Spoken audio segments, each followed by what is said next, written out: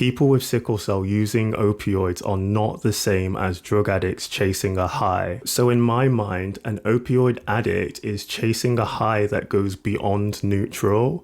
They're abusing opioids to go from 0 to 100. Whereas someone experiencing a painful sickle cell crisis is just trying to get back to 0 from negative 100, because it's all about neutralizing unbearable physical pain. In my own experience having painful sickle cell crisis, opioids are literally just there to cover up the pain until it passes or drops to a manageable level.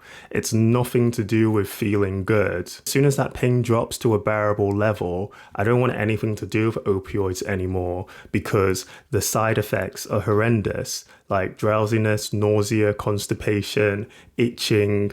These are not things that you want to be experiencing when you've got stuff to do and you want to get on with your life. And then when it comes to withdrawal and people arguing that, you want to carry on taking them to avoid withdrawal effects, I just feel like if you've experienced the pain of a sickle cell crisis, and you compare that to the unpleasantness of withdrawal, sickle cell crisis is always going to be like way worse.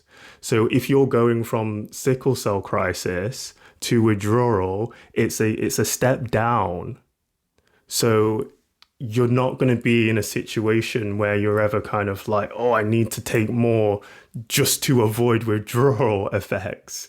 Like if you can just exist without, if you can just survive the pain of sickle cell crisis, you already have the strength required to easily go through withdrawal symptoms when you no longer need opioids. And that's why people like me don't crave opioids when it's over. The idea of someone without sickle cell or any type of pain taking opioids just for fun and abuse is just really weird to me.